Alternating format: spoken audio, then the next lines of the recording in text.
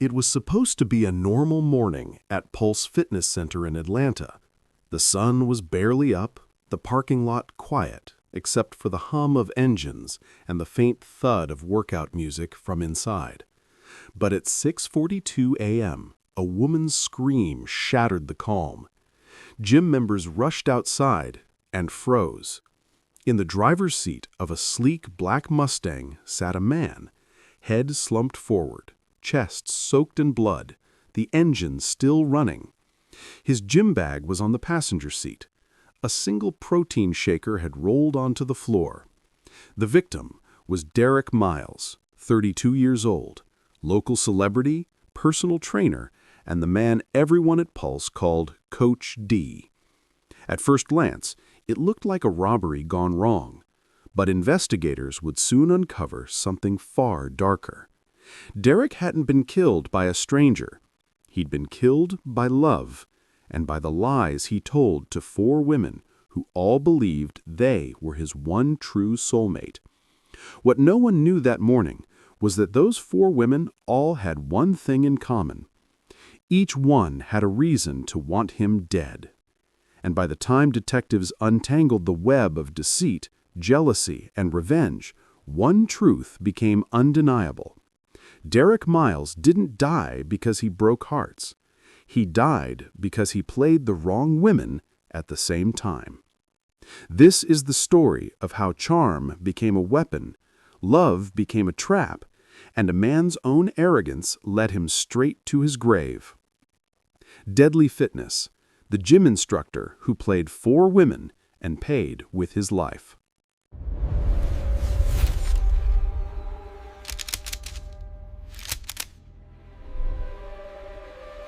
Before the blood, before the betrayal, Derek Miles was the kind of man everyone wanted to be, or to be with. He had that effortless charm that filled every room he walked into. At Pulse Fitness Center, he wasn't just a personal trainer, he was the face of motivation, the man with the perfect smile and the words that made people believe in themselves again. Clients said Derek could talk anyone out of quitting, or into anything he wanted. His social media was a mirror of success. Shirtless workout clips, motivational captions, and hundreds of comments from adoring followers.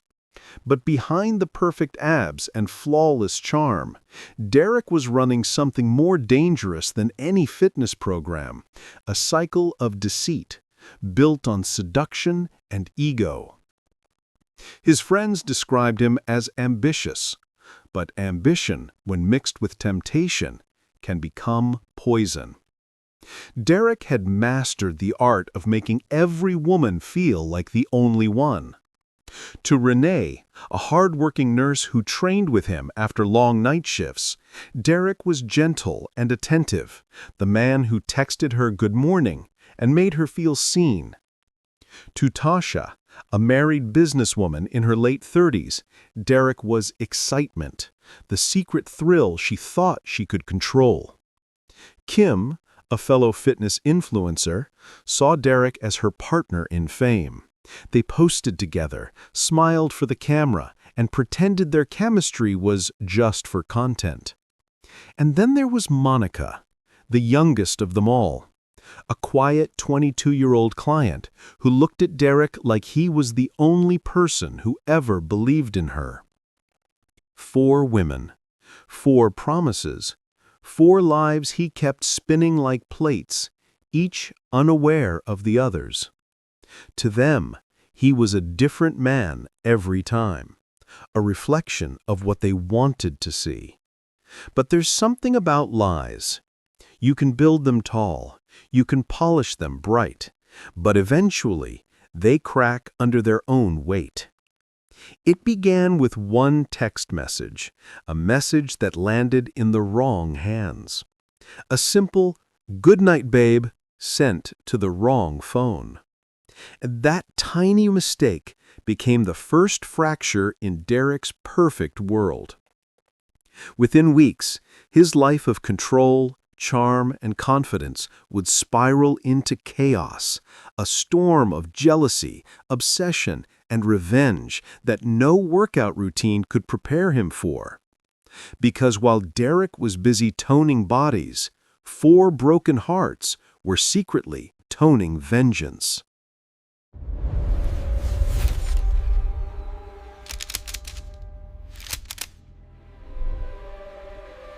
It started with a message, a simple, "Good night, babe," heart that wasn't meant for Renee's phone. At first, she thought it was a mistake, a copy-paste gone wrong, a distracted typo. But when she saw the photo attached, Derek smiling at dinner, a woman's hand resting on his, something inside her shifted. She didn't confront him right away. Instead, she waited, watched, listened. The next time Derek said he was working late, she checked his location. He wasn't at the gym. He was at a downtown restaurant, the same one she saw in that photo. And across the table from him sat Kim, laughing, recording him for a fitness vlog. That night, Renee didn't sleep. She scrolled through Kim's Instagram, every caption like a knife. My person, my motivation, my everything. The truth was undeniable. Derek wasn't just cheating. He was living multiple lives. Within days, Renee created a fake account, a quiet, anonymous name, and reached out to Kim. She started casually, talking about workouts, gym trends, fitness routines, until she brought up Derek. "He seems like such a great guy, doesn't he?" she typed. Kim responded with a heart emoji. Renee's stomach turned. Piece by piece, the web of deceit was unraveling. Meanwhile, Tasha, the married woman, noticed Derek had grown distant. Calls ignored, dates canceled. He was slipping away, and her fear of being exposed grew into anger. She started digging too, checking his tagged photos, watching who he followed, comparing timestamps. And that's when she saw it. The same dinner photo, the same smile, the same watch she had bought him for his birthday. Tasha's jealousy boiled into panic. Her secret affair was on the verge of turning into public humiliation. But no one's rage burned brighter than Monica's. The youngest of the 4, she had built her entire sense of worth around Derek's attention. When she discovered a message thread between him and another woman, something inside her broke. Obsession replaced affection. Love became vengeance.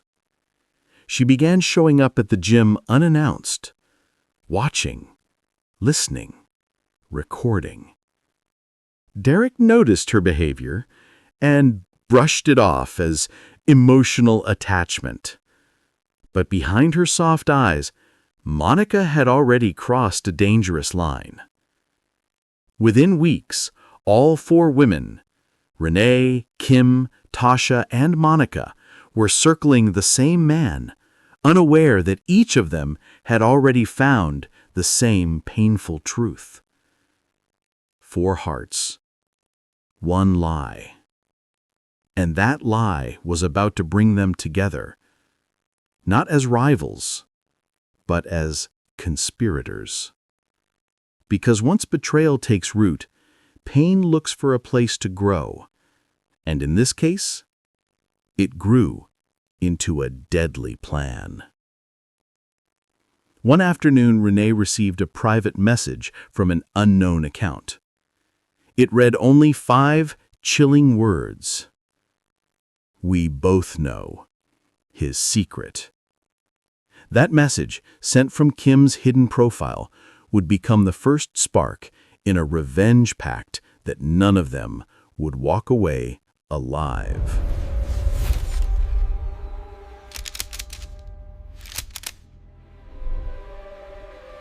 Betrayal can break hearts, but sometimes it unites them.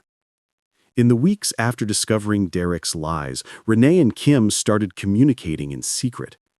What began as two women comparing stories quickly became something else, a quiet alliance built on rage and humiliation. They didn't trust each other fully, not yet, but they shared a common goal: to expose Derek Miles for who he really was. Renee wanted justice. Kim wanted revenge. Together, they started collecting everything: screenshots, messages, videos, even voice notes. They planned to release it all online, ruin his career, his image, and his reputation. Derek, the inspirational trainer, would become Derek, the manipulator who preyed on women's emotions. But there was a problem. Tasha, the married businesswoman, had more to lose than anyone. If the scandal came out, so would her affair, and her husband's powerful family wouldn't forgive her for it. So when she found out about Renee and Kim's plan, she begged them to stop. She pleaded for silence, even offering money to delete everything. But Renee refused.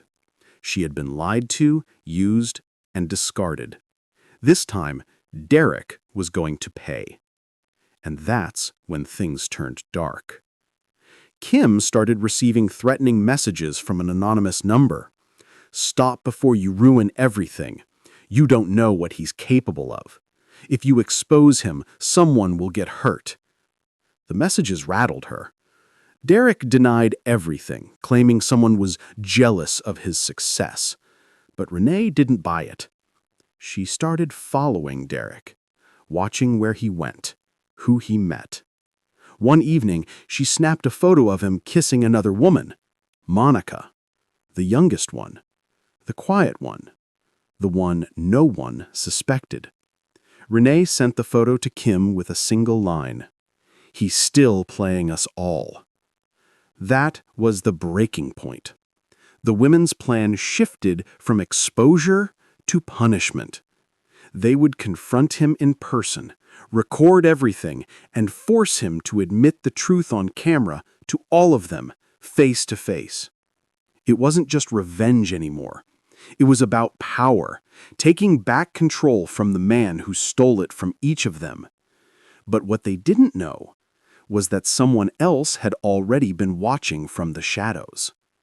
Monica, the youngest one, had intercepted their plan. She wasn't part of their pact. She had her own. While Renee and Kim plotted to humiliate Derek, Monica began plotting to protect him, or at least protect what she thought they had. Her love had become delusion. Her delusion was turning into danger. The night before the planned confrontation, Renee received a final anonymous text: "If you show up tomorrow, someone's not walking away." She thought it was Derek trying to scare her.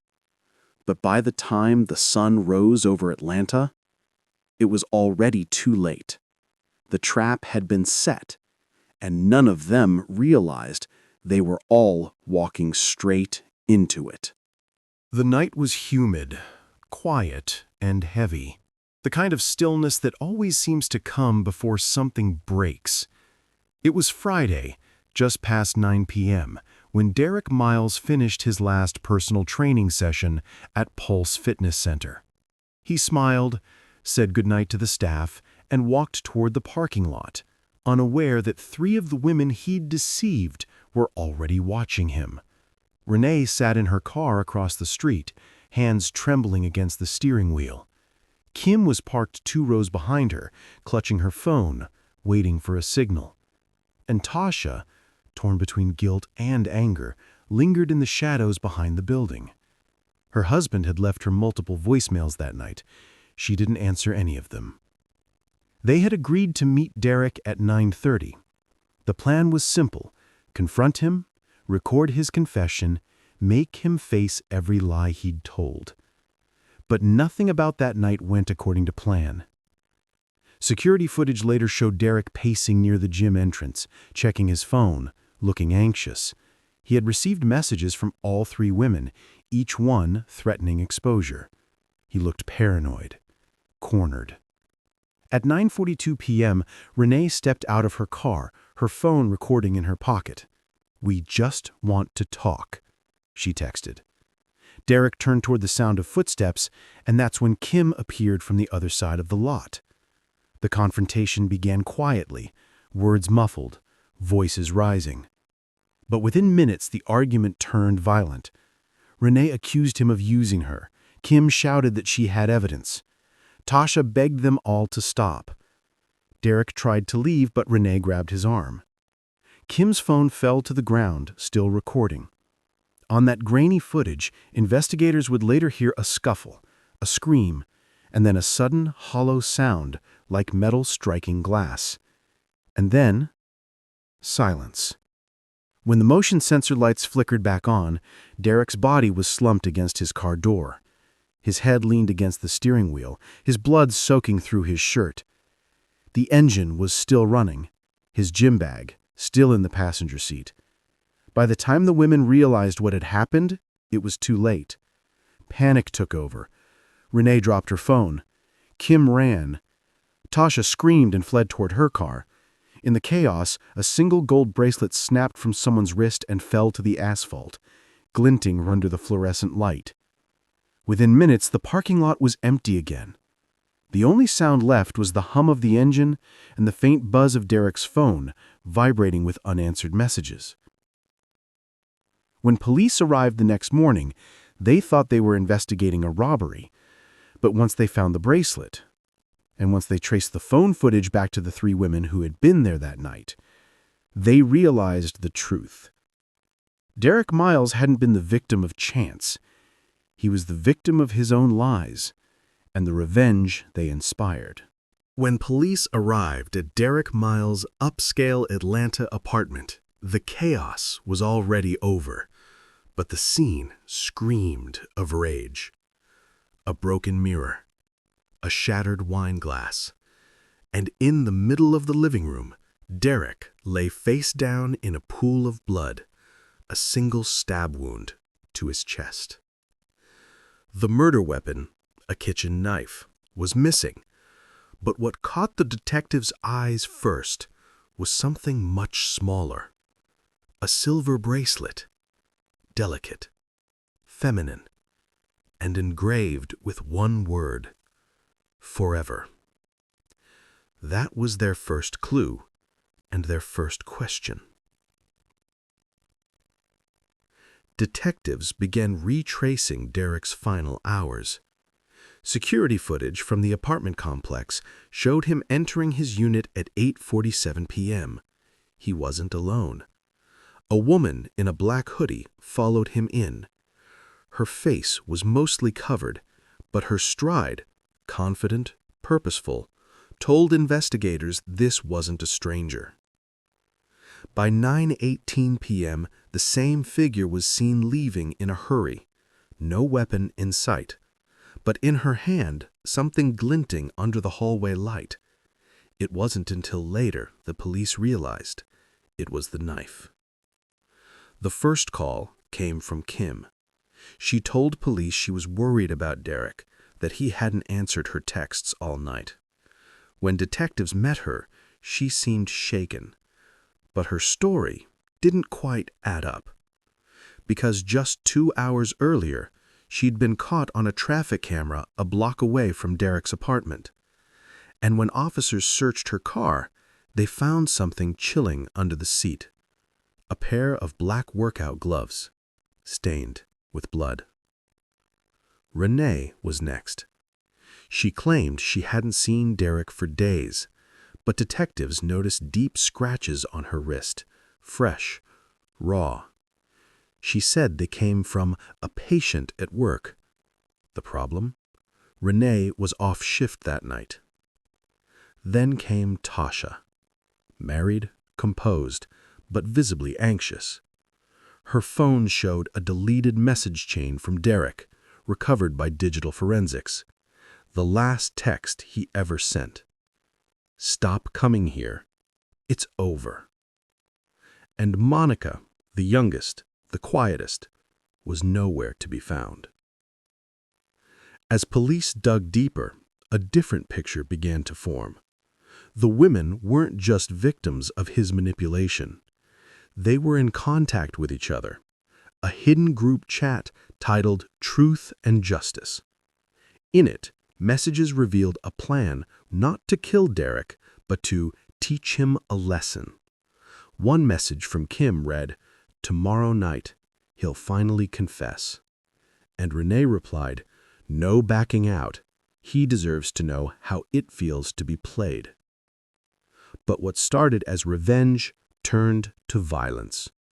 According to forensic evidence, Derek fought back. There were defensive wounds on his arms, meaning he saw his killer's face, and on one of those blood-smeared walls, a faint fingerprint. It belonged to Renee. When confronted, Renee broke. Tears, guilt, and anger collided as she confessed, but not in the way anyone expected. She admitted to being there. She admitted to the confrontation, but she swore she didn't deliver the fatal blow. "It wasn't me," she whispered. "Kim. She lost it." He laughed in his face. Kim denied it all. No witnesses, no weapon recovered. Just two women pointing fingers and a dead man caught in the middle of their lies. The DA's office called it a crime of passion. Renee was charged with manslaughter. Kim walked free, citing lack of evidence. The bracelet, the one engraved with forever, turned out to be Kim's. But the fingerprint was Renee's. And the truth? It might forever lie somewhere between the two of them. Derek Miles built his world on deceit. And in the end, it was deceit that destroyed him. 4 women loved him. 4 women betrayed him. But only one walked away. And somewhere in the shadows of Atlanta, she still wears that bracelet.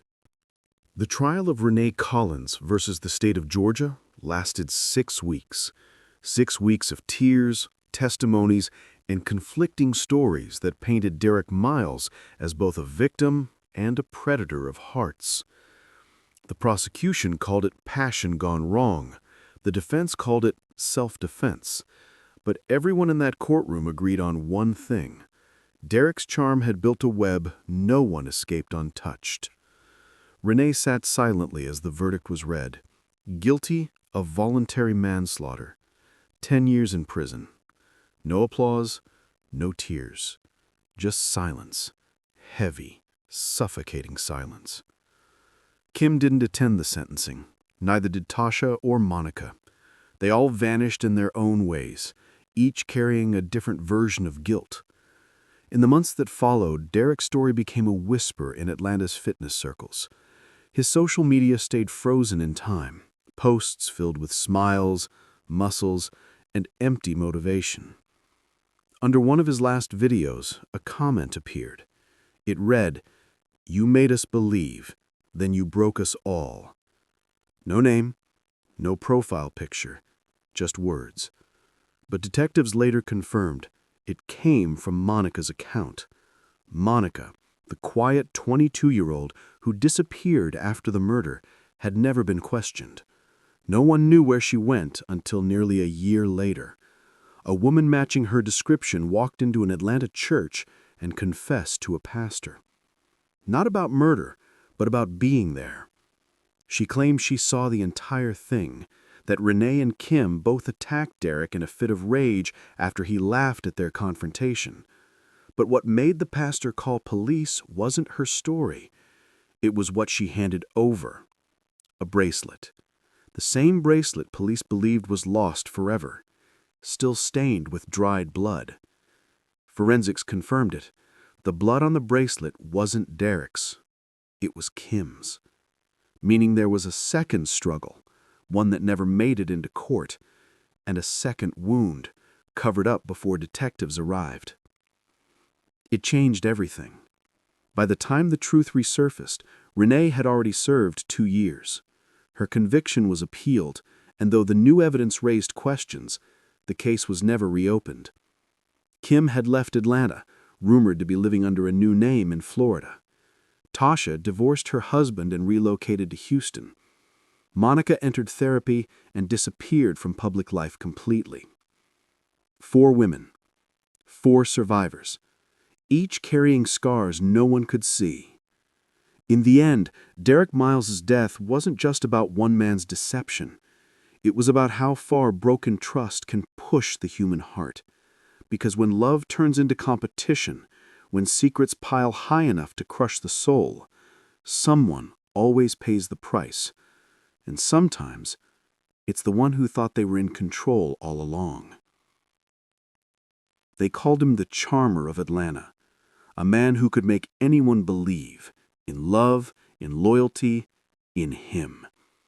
But behind every smile he flashed, 4 women were quietly bleeding from the wounds he left behind. And when the truth finally came crashing down, those same hearts, the ones he toyed with, became the hands that ended his story. Derek Miles thought he was untouchable. But even the strongest body can't survive a shattered soul. This was Deadly Fitness, the gym instructor who played 4 women and paid with his life. If you believe every secret has a consequence and every lie eventually turns deadly, then hit subscribe to Crime Vault, because here, every story reminds you the people we trust most are often the ones we should fear the most.